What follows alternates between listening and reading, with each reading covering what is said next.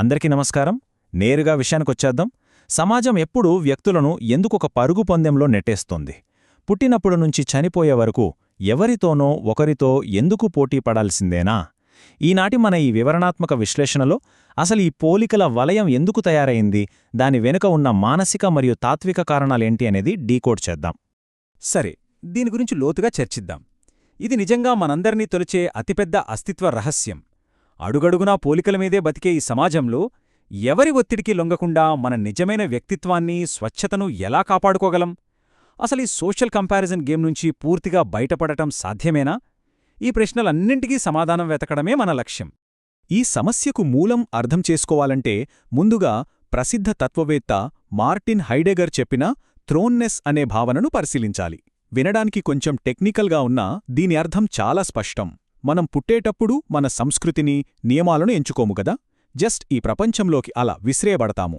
అంటే మనం ఎవరో మనకు తెలిసేలోపే సమాజం మనల్ని అంచనా వేయడం స్టార్ట్ చేస్తుంది. ఈ పోటీ అనే ఆట మన ప్రమేయం లేకుండానే పుట్టుకతోనే మొదలైపోయిందన్నమాట. ఈ సామాజిక అంచనాలు ఎంత చిన్న వయసులో మొదలవుతాయో చెప్పడానికి పశ్చిమ బెంగాల్ పాఠ్యపుస్తకాల వివాదాన్ని ఒక క్లినికల్ ఎగ్జాంపుల్గా ఇక్కడ చూద్దాం. ఒక ప్రాథమిక పాఠశాల పుస్తకంలో నలుపు రంగును అందవికారం అని లేబుల్ చేశారు. ఇలాంటి చిన్న చిన్న వ్యవస్థాగత లేబుల్స్ వల్లే పసి వయస్సులోనే పిల్లల మనసుల్లో లేనిపోని కృత్రిమ అంతరాలు, అభద్రతాభావాలు ఎలా నాటుకుపోతాయో మనం స్పష్టంగా గమనించవచ్చు. ఆ చిన్ననాటి ముద్రలు అక్కడితో ఆగిపోవు. వయసు పెరిగే కొద్దీ సోషల్ ఐడెంటిటీ థీరీ వ్యక్తిగత జీవితాన్ని ఒక కాంపిటేటివ్ గేమ్లా మార్చేస్తుంది. ఇక్కడ సమస్యేంటంటే వాస్తవానికి మనం ఎలా ఉన్నామన్నది కాకుండా ఇతరులు మనల్ని ఎలా చూస్తున్నారు అన్నదాన్ని బట్టి మన విలువను డిసైడ్ చేసుకుంటాం. దీన్నే లుకింగ్ గ్లాస్ సెల్ఫ్ అంటారు. ముఖ్యంగా నేటి డిజిటల్ యుగంలో ఆన్లైన్ వాలిడేషన్ కోసం పాకులాడుతూ మన ఉనికినే ఒక నిరంతర పోటీలా మార్చేసుకుంటున్నాం. మరియు ఇది ఎంత అద్భుతంగా వివరిస్తోందంటే ఈ బార్చార్ట్ గమనించండి. మనలో 3 రకాల సెల్స్ ఉంటాయి. ఒకటి బేస్ లైన్, అంటే వాస్తవంగా మనం ఎలా ఉన్నామనేది. రెండవది కొంచెం ఎత్తుగా ఉన్నా మనం ఎలా ఉండాలనుకుంటున్నామనేది. కాని ఆ 3వ బార్ చూశారా ఎంత ఎత్తుగా ఉందో? అదే సమాజం మనం ఎలా ఉండాలని ఆశిస్తుంది అనేది. ఈ సామాజిక పోలికల సిద్ధాంతం ఆ అంతరాన్ని ఎప్పుడూ పెంచుతూ మనలో తీరని అసంతృప్తిని రగులుస్తూనే ఉంటుంది.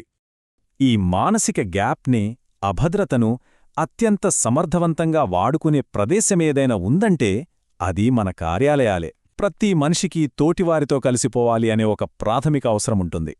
ప్రొఫెషనల్ వాతావరణం ఖచ్చితంగా ఈ అవసరాన్నే ఒక ఆయుధంగా మలుచుకుంటుంది. ఆఫీసుల్లో కొత్త డెసిగ్నేషన్స్ కోసం ఎందుకు పరిగెడతామంటే ఆ హైరార్కీలో ఒక గుర్తింపు దొరుకుతుందన్న మానసిక అవసరం వల్లే. ఇప్పుడు ఈ స్లైడ్లో నిజంగా ఆసక్తికరమైన విషయమేమిటంటే తత్వవేత్త జీన్ పాల్ సార్త్రే చెప్పిన బ్యాడ్ ఫెయిత్ అనే కాన్సెప్ట్. మనం ఎందుకు సమాజం చెప్పినట్లు తల ఊపుతాం? ఎందుకంటే మనకంటూ సొంత నిర్ణయాలు తీసుకోవడం, వాటి వల్ల వచ్చే పరిణామాలకు బాధ్యత వహించడం చాలా భయంగా ఉంటుంది. అందుకే ఆ చాయిస్ తీసుకోలేక సమాజం రాసిచ్చిన స్క్రిప్ట్ ప్రకారం ఆయా పాత్రలో జీవిస్తూ మనకు మనం అబద్ధం చెప్పుకుంటాం. That's bad faith. కాబట్టి ఇక్కడ కీలకమైన విషయమేమిటంటే పేర్ ప్రెషర్ లేదా తోటివారి ఒత్తిడి మనల్ని ఎలా బంధిస్తుందో అర్థం చేసుకోవడం. ఉదాహరణకు, ఒక గ్రూపులో అందరూ డ్రింక్ చేస్తుంటే ఒకరు మాత్రం వద్దనుకుంటే వాళ్ళని వెంటనే ఒక ఆడ్ పర్సన్లాగా చూస్తారు. ఈ వింతగా చూస్తారేమో అన్న భయం వల్లే తమకిష్టం లేకపోయినా చాలామంది కంప్లై అవుతారు. ఇదొక పెద్ద సెల్ఫ్ డౌట్ ట్రాప్. మరికొందరు ఈ భయాన్ని తట్టుకోడానికి ఇంకోలా ప్రవర్తిస్తుంటారు. అదేంటంటే తమ దగ్గరున్న సంపదను విపరీతంగా ప్రదర్శించడం, లేదంటే ఆధ్యాత్మికంగా గొప్పవాళ్లమని డబ్బా కొట్టుకోవడం, జాబ్ టైటిల్స్ గురించి పదే పదే గొప్పలు చెప్పుకోవడం. దీన్నే టెర్రర్ మేనేజ్మెంట్ థియరీ అంటారు.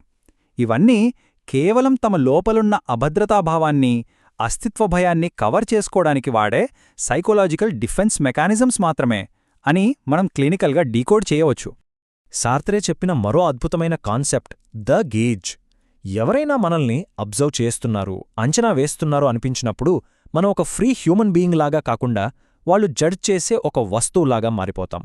దీనివల్ల విపరీతమైన షేమ్ మరియు పరాయీకరణ భావం ఫీల్ అయ్యి మన ఒరిజినల్ ఐడెంటిటీని పక్కన పెట్టి వాళ్ళకి నచ్చేలా ఒక ఐడెంటిటీని పర్ఫామ్ చేయడం స్టార్ట్ చేస్తాం. అయితే థీరీల నుంచి కాస్త ప్రాక్టికాలిటీకొస్తే ఈ సామాజిక గోల మధ్య ప్రశాంతంగా ఉండటానికి వాడే ఒక ప్రాథమిక వ్యూహాన్ని ఈ సామెత చక్కగా చెప్తుంది. ఏనుగు వెళ్తుంటే కుక్కలు మురుగుతాయి. అవును, సమాజం అరుస్తూనే ఉంటుంది. ఆ నాయిస్ మధ్య నిశ్శబ్దంగా గ్రౌండెడ్గా వెళ్ళిపోవటం ఒక రకమైన డిఫెన్స్. కానీ కేవలం ఇలా సైలెంట్గా ఉండటం మాత్రమే సరిపోతుందా? లేదు, సరిపోదు. ఆ విమర్శలను మనం డీకోడ్ చేయాలి. ఇక్కడే కెల్లీస్ యాట్రిబ్యూషన్ థియరీ పనికొస్తుంది. ఎవరైనా క్రిటిసైజ్ చేసినప్పుడు అది వాస్తవానికి మన గురించి కాకపోవచ్చు. వాళ్ళు తమ సొంత ఇన్సెక్యూరిటీస్ను ముసుగువేసి మనమీద రుద్దుతుండవచ్చు. దీని అర్థం చేసుకుంటే ఆ విమర్శలను ఒక పర్సనల్ అటాక్లా కాకుండా ఒక క్లినికల్ అబ్జర్వేషన్లా చూడొచ్చు. ఇప్పుడు మనం ముందుకు వెళ్ళి ఇది ఎలా నిర్మించబడిందో చూద్దాం. నిరంతర సామాజిక విమర్శలను ఎదుర్కోవటానికి, మన బౌండరీస్ సెట్ చేసుకోవటానికి ఇదొక ప్రాక్టికల్ ఫ్రేమ్వర్క్. స్టెప్ 1, వచ్చిన ఫీడ్బ్యాక్ ఎలాంటిదో క్లాసిఫై చేయాలి. స్టెప్ 2, అవతలివాళ్ల సైకలాజికల్ బయాస్ ఏంటో డీకోడ్ చేయాలి. స్టెప్ 3, ఆ ఫీడ్బ్యాక్ సొంత అస్తిత్వ విలువలకు సరిపోతుందో లేదో చెక్ చేసుకోవాలి. ఫైనల్గా స్టెప్ 4, దాన్ని ఇగ్నోర్ చేయాలా, స్ట్రాంగ్గా అసర్ట్ చేయాలా, లేదా అక్కడ్నుంచి తప్పుకోవాలా అని డిసైడ్ చేయాలి. పర్సనల్ ఇంటెగ్రిటీని కాపాడుకోవటానికి ఇది చాలా క్రూషియల్. అంతిమంగా మన ముందుండే చాయిస్ ఇదే.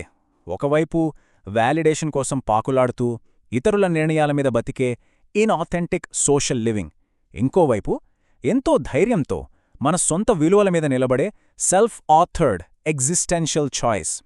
సమాజం పెట్టిన స్ట్రక్చర్కి, మన వ్యక్తిగత స్వేచ్ఛకి మధ్య జరిగే ఈ నిరంతర సంఘర్షణను అర్థం చేసుకోవడం చాలా ముఖ్యం. ఈ సంఘర్షణను దాటి ఒక స్పష్టతకు రావడాన్నే ఎగ్జిస్టెన్షియల్ మెచ్యూరిటీ అంటారు. దీని అర్థం సమాజాన్ని వదిలేసి ఎక్కడికో వెళ్ళిపోవడం కాదు, బయటివాళ్ల వ్యాలిడేషన్ మీద, వాళ్ళిచ్చే మార్కుల మీద ఆధారపడకుండా అత్యంత కాన్షియస్గా మన సొంత విలువల ప్రకారం మన జీవితంలో పాల్గొనడం. ఇదే నిజమైన స్వేచ్ఛకు అంతిమ మార్గం. ఈ తాత్విక ప్రయాణాన్ని ముగించే ముందు ఒక అత్యంత బలమైన సత్యాన్ని గుర్తుంచుకుందాం. In the world obsessed with comparison and competition, choosing not to compete has a profound act of freedom and self respect.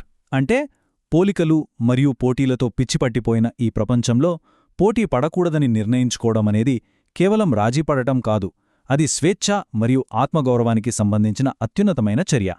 పక్కవాళ్లతో పోటీ పడాల్సిన అవసరం లేదని, మన విలువలను మనమే డిఫైన్ చేసుకోవచ్చని రియలైజ్ అవటమే అసలైన స్వేచ్ఛ. Thanks for watching beautiful mind YouTube channel. Like and subscribe for more content like this. మరో అద్భుతమైన విశ్లేషణతో మళ్ళీ కలుద్దాం.